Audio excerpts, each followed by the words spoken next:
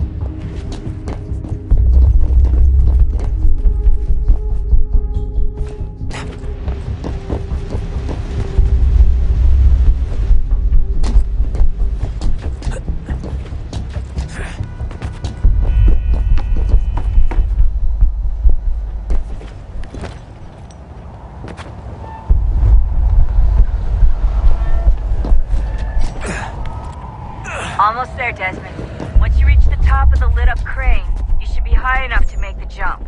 Should? It'll be fine, don't worry. Well, you might want to worry a little. I'm pretty sure she was high when she was running the numbers. Sean! A joke. It was a joke. Or was it?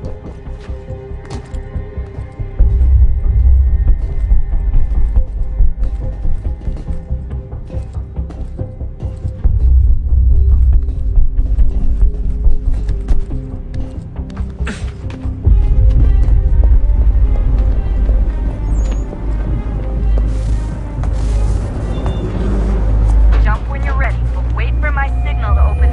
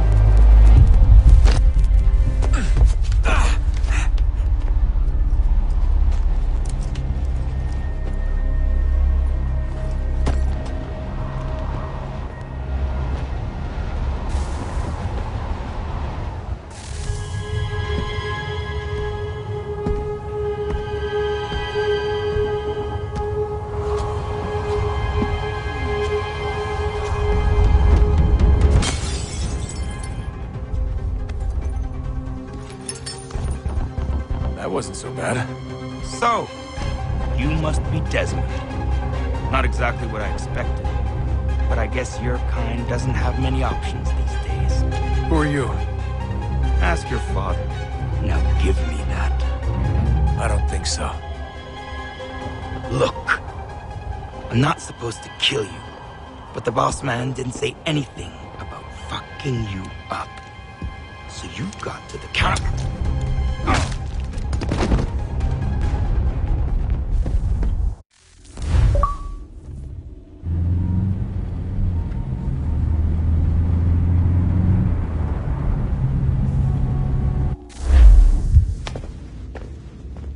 So who the hell is Daniel Cross? Believe it or not, he used to be an assassin.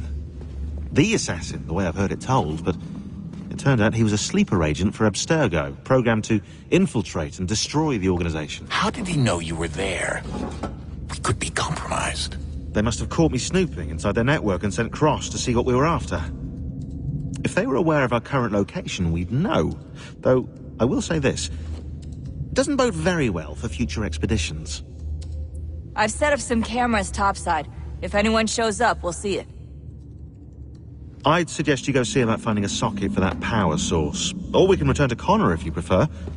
All the artifacts in the world won't mean a thing without the key.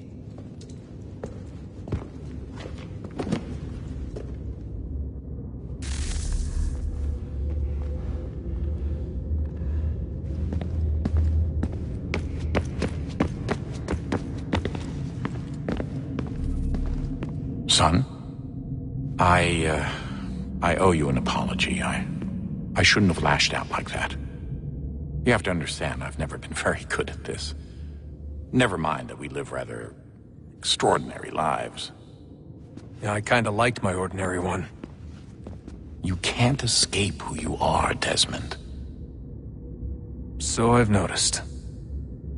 Look, it's silly for us to go back and forth like this. I admit, I did a shitty job raising you. I apologize, I'm sorry. But it's important you understand it didn't come from a bad place. You're my son. I love you. I guess I was so busy trying to make sure nothing bad happened, I didn't consider the consequences. Truce. I can't believe it's taken me so long to ask, but... how's Mom? She's not... No. Your mother is fine. We decided it was safer if we split up for this job. Always assuming the worst. For good reason. Can I at least say hi to her? I'm sorry, it's too risky. Maybe when we're done. Right. When we're done.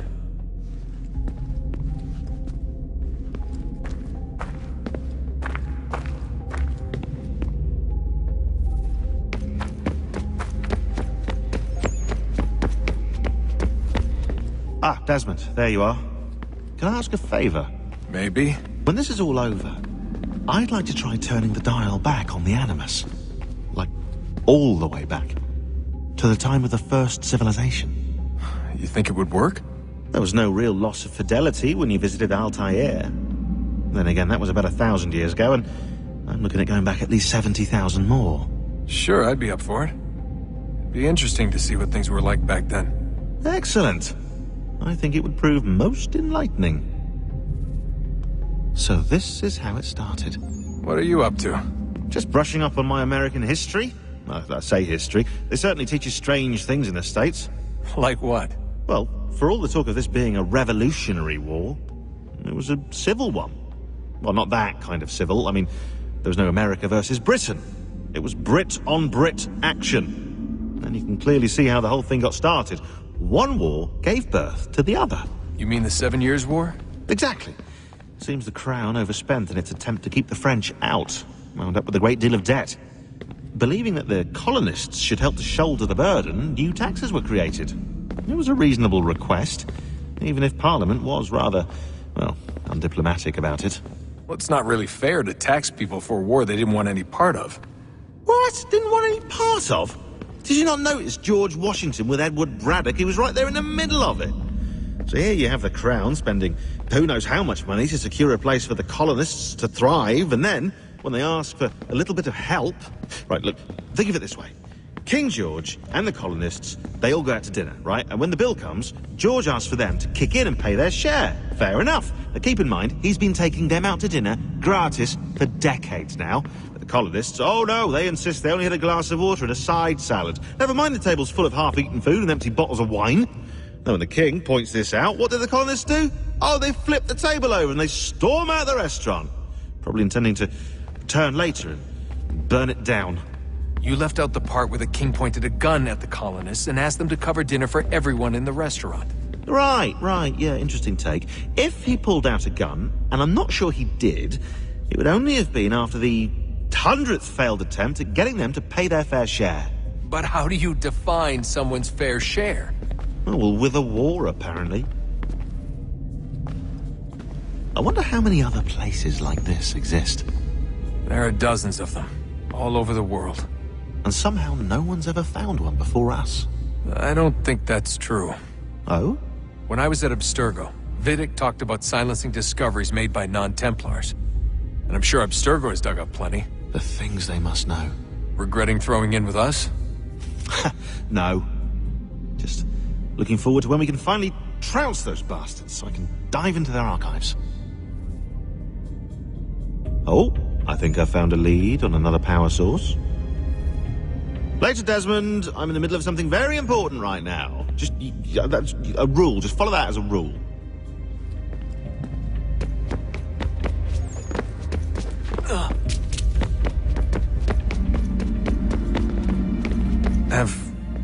Have we ever tried to make peace with the Templars? Throughout our history, there have been moments. Several, in fact. But it's impossible. There are existential differences, insurmountable. If there were to be unity, it wouldn't be a truce so much as a submission. But knowing what's about to happen, wouldn't it make sense to try and talk to Vidic? Come to an arrangement, even if it's only temporary? We'd all be so busy watching our backs, nothing would get accomplished. Imagine that. We're more productive at war. Well, have we ever tried sending in someone? Doing to them what they did to us with Lucy? Or Cross? We have, and it's never worked. We've sent people who were either too weak and found themselves turned, or too strong and were unable to carry out the charade. I just feel like we all want the same thing. We use the same words, but that's all they are, words. In the end, it all comes down to freedom. We seek it, they detest it. And so there's never an end to the fight. Not until one side is completely gone. Is that even possible? Probably not. Our two groups have existed in one form or another since, well, since forever. But things can be better than they are. And that's something. Did you look for me, Dad? When I was gone? Every day. Come on. I mean it. Every night I'd look, searching for your name or variations of it, hoping you'd slip up. Abstergo only found you first because they had better access. A few more days and it would have been me. Well, I'm here now. And I'm glad. Do you think Lucy regretted what she was doing? I used to think I knew her well, but clearly that wasn't the case. So I really can't give you an honest answer. She seemed so sincere, though. Like she really wanted to make a difference. Yes, well, when I first met him, I thought the same thing about Cross. It just keeps happening over and over again. What does? Everything. Don't get weird on me, Desmond. No, it's fine. I'm fine. Don't worry. All right, then. You should think about getting back in the Animus. We've got to find that key. We should probably get back to Connor.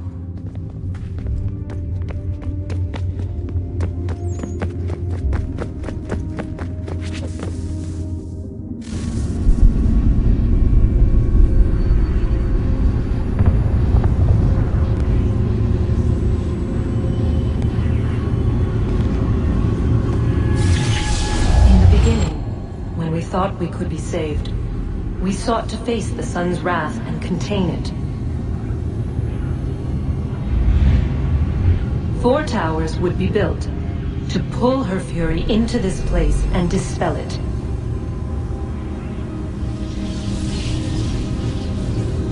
But even with all we knew, with all we had, it would take too long. 1,000 years we could labor and still the work would not be done. The first tower was never completed. The project abandoned.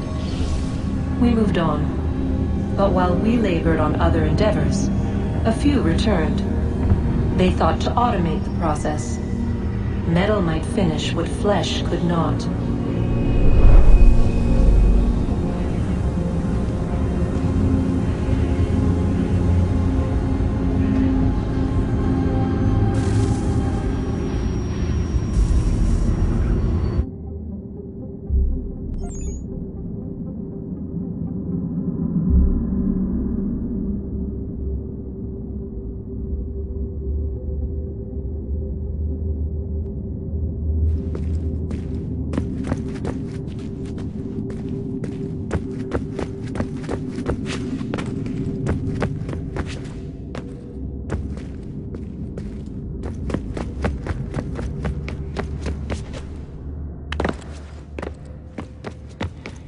Come on, son, we got work to do.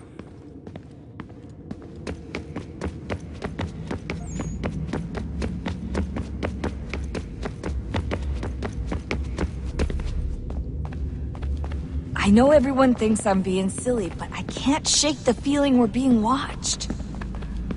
We are being watched. By Juno. Or some version of her. Do you think it's a recording? Or is she a ghost? Or something else? Is she talking to us the way Minerva talked to Ezio? No clue. I mean, who knows what else they were working on down here? There's still so many rooms we don't have access to. But do you think she's like literally down here, waiting somewhere, still alive? Still alive? That's mental. That means she'd be at least 75, 80,000 years old? Oh, powerful, yeah, but not that powerful. They came down here looking for a way to survive. Maybe they found one. Was it weird seeing Cross? What do you mean? It's different for you. You don't know about what happened, I guess. For a long time, he was important to us. He was a different person. Sean said he was a sleeper agent. Like Lucy. It was different.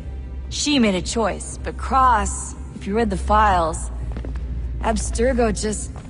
They did terrible things to him. Rebecca? You're lucky. We all are. We have people who care about us, who look out for us. He was all alone, and the people he thought he could trust, they used him. Did you know him? No, but I knew Hannah. Who's that? She tried to help him. She trusted him. But there was a raid about a year ago. She stayed behind so the others could escape. Tried to reason with him to see if she could fix things. Well, what happened? What do you think happened? He killed her. That's what he does. That's all he knows how to do. Sometimes it seems like that's all any of us know how to do. Rebecca. I just want to be alone right now. I just want to be alone right now.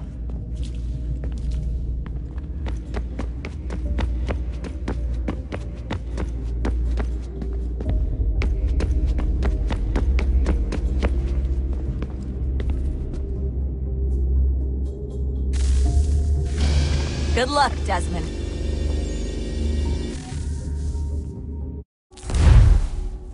These are troubled times. The already uneasy alliance between the Crown and its subjects frays. And behind them both the Templars plot, pulling strings and moving pieces. History dictates they seek order through control. But how will they effect it here? Who supports them? And what conspiracies have they already spun? All these things I must determine. For only by knowing my enemy can I hope to stop them.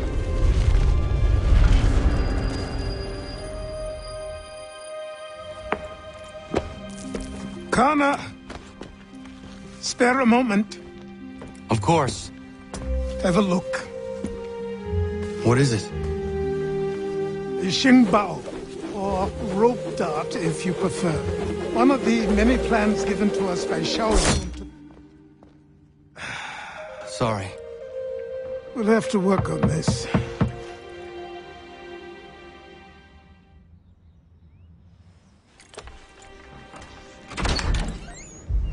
Ganondogo, Yes, my friend. what brings you here? Is the village all right? For now. What do you mean? What has happened? Men came, claiming we had to leave. They said that the land was being sold, and that the Confederacy had consented. We sent an envoy, but they would not listen. You must refuse! We cannot oppose the Sachem, but you're right as well. We cannot give up our home. Do you have a name? Do you know who is responsible?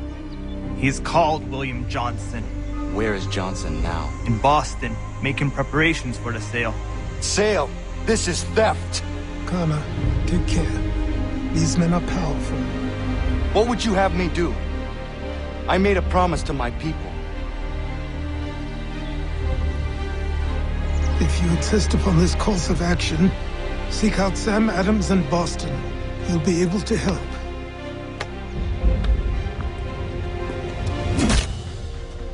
What have you done?